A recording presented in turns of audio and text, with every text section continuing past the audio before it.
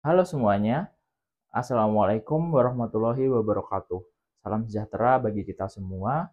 Sebelumnya, perkenalkan nama saya Rino Cahya Nugroho dari kelas C, mata kuliah Tata Tulis dan Komunikasi Ilmiah.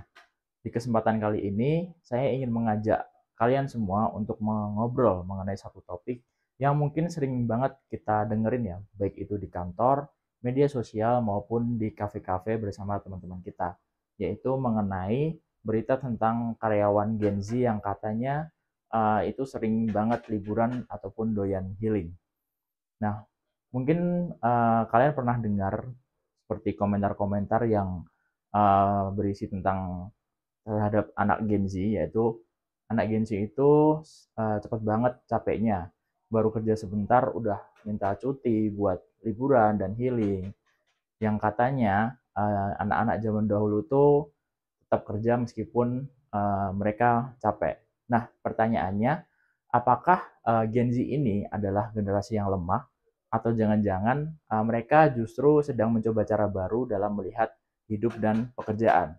Nah, di kesempatan kali ini kita akan membahas dari berbagai sudut pandang agar kita lebih memahami dan bukan hanya asal menghakimi. Dari tadi kita ngomongin Gen Z. Jadi siapa sih sebenarnya Gen Z itu? Mungkin dari kalian ada yang masih asing dengan istilah Gen Z. Jadi Gen Z itu adalah orang-orang yang lahir antara tahun 1997 hingga tahun 2012. Jadi kira-kira usia mereka itu sekarang ini di 13 sampai 28 tahun. Dan mereka itu merupakan generasi yang lagi aktif-aktifnya dalam meniti karir hingga yang berada pada masa peralihan antara kuliah hingga ke dunia kerja. Yang mana yang membedakan antara Gen Z dengan generasi sebelumnya yaitu cara mereka tumbuh. Di mana Gen Z itu merupakan generasi digital. Mereka lahir dan besar di era teknologi, di mana informasi itu sudah mengalir dengan cepat. Sejak kecil mereka sudah kenal yang namanya Google, YouTube, dan juga TikTok. Mereka bisa belajar dari mana saja, bisa bikin konten hingga terbiasa multitasking dan juga terbiasa dalam berekspresi melalui media sosial.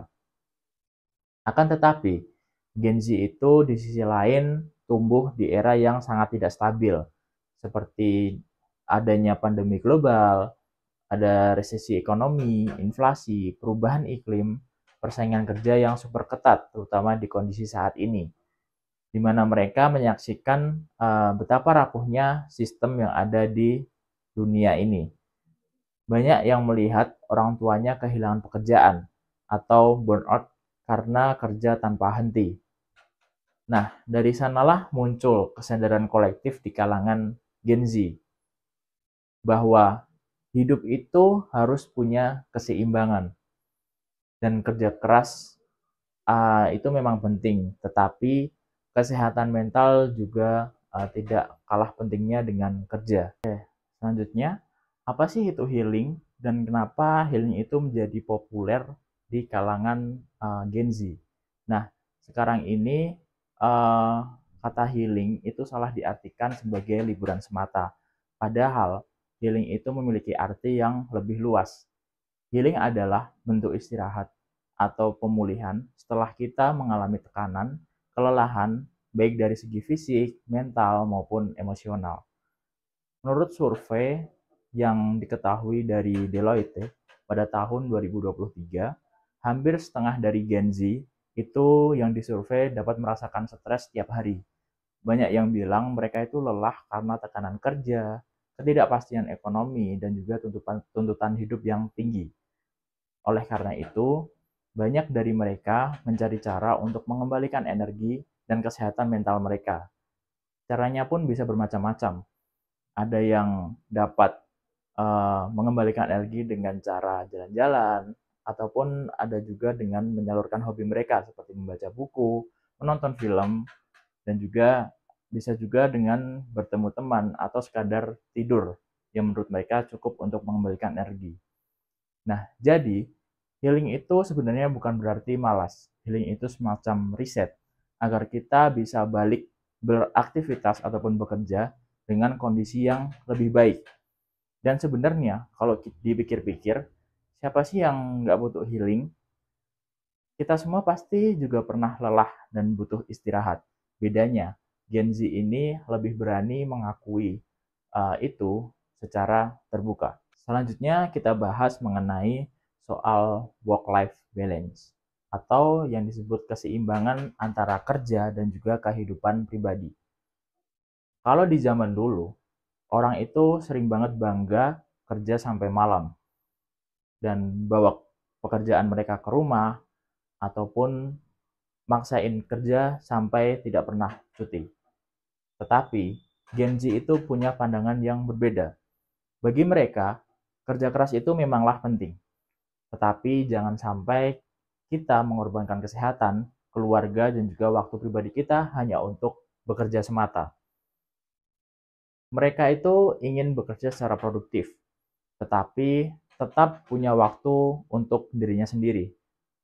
Menurut laporan yang dikutip dari LinkedIn pada tahun 2023, banyak Gen Z itu yang berpindah kerja karena mereka itu merasa tempat kerja mereka itu kurang mendukung keseimbangan hidup mereka.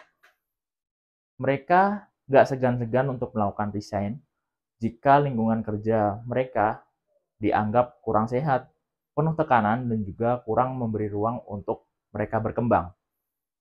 Hal ini artinya Gen Z itu punya keberanian untuk memilih kualitas hidup, bukan sekadar bertahan demi gaji semata. Hal ini bukan berarti manja, tetapi soal kesadaran bahwa hidup itu bukan soal kerja saja. Dan justru banyak juga studi yang menunjukkan bahwa karyawan punya work-life balance itu ternyata lebih produktif, lebih kreatif, dan juga lebih loyal.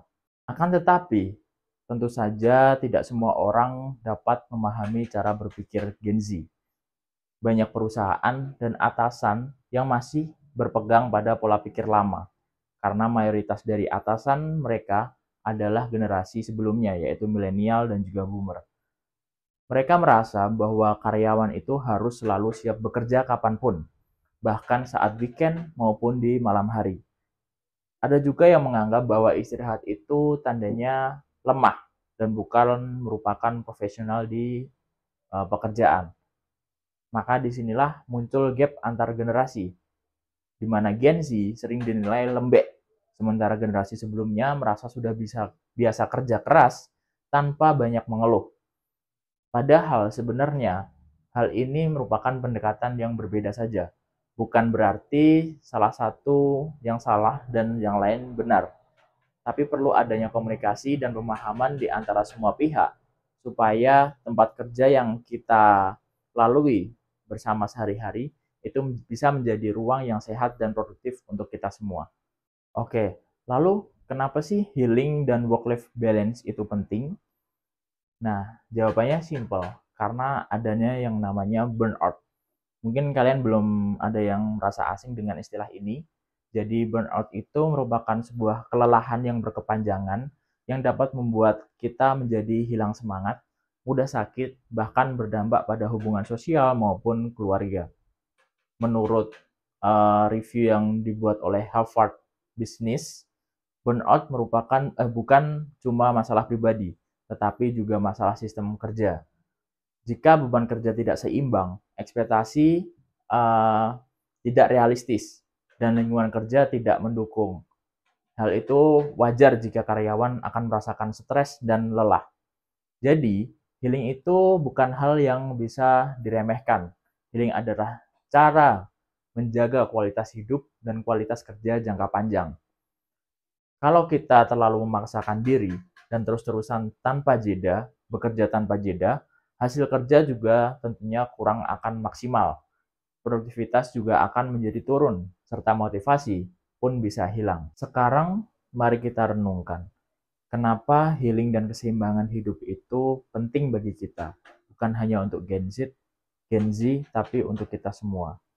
Jawabannya sederhana, karena kita ini adalah manusia. Kita ini bukan robot yang bisa terus-menerus berproduksi tanpa adanya istirahat. Tanpa adanya jeda, kita dapat kehilangan kreativitas.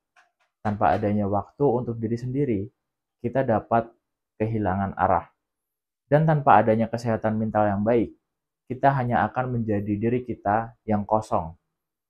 Burnout bukanlah mitos semata. Burnout itu adalah nyata, dan sudah banyak riset yang menunjukkan dampaknya, seperti turunnya performa kerja, meningkatnya angka resign, dan juga bahkan pada masalah kesehatan kronis.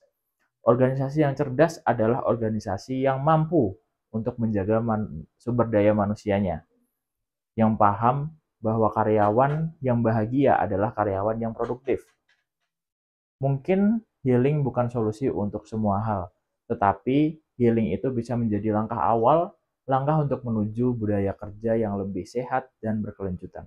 Setelah kita melakukan pembahasan mengenai pentingnya healing dan juga work-life balance, tentu kita bertanya-tanya, apakah budaya kerja yang saat ini kita lalui itu sudah mendukung hal itu semua? Sayangnya, tentu banyak yang belum. Masih banyak tempat kerja yang menganggap lembur itu sebagai bentuk dedikasi. Istirahat dianggap sebagai malas, dan cuti dianggap sebagai mengganggu produktivitas perusahaan. Hal ini bukan hanya soal Gen Z, tetapi soal budaya kerja yang sudah lama ada di perusahaan dan perlu dilakukan tinjauan ulang.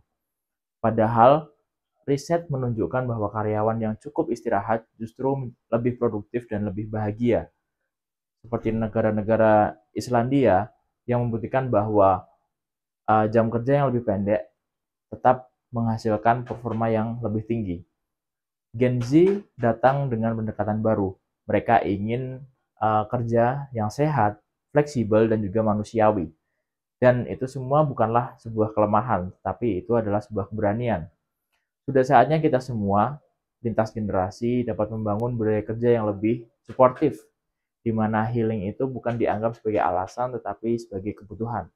Dan produktivitas diukur bukan dari seberapa lama kita duduk di depan layar untuk mengerjakan pekerjaan, tetapi dari kualitas dari hasil yang kita kerjakan dan juga kesejahteraan bersama.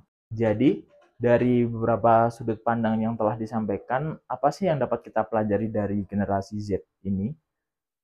Mereka mungkin terlihat berbeda, tetapi mereka membawa pesan-pesan penting bahwa kerja itu bukan hal yang jadi prioritas semata, tetapi hidup juga tidak kalah penting. Bahwa kita semua butuh waktu untuk bernapas, untuk pulih, dan untuk merasa utuh sebagai manusia. Dan healing bukan berarti malas.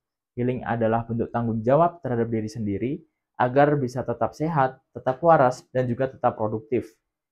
Mungkin sudah waktunya kita semua dari generasi manapun belajar untuk lebih peduli pada kesehatan mental, bukan hanya dengan kata-kata, tetapi juga melalui tindakan nyata. Mulai dari memberi ruang istirahat, memahami ritme kerja masing-masing, hingga menciptakan lingkungan yang sehat dan suportif.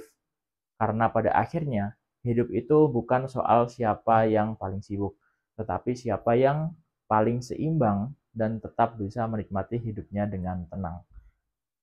Terima kasih. Wassalamualaikum warahmatullahi wabarakatuh.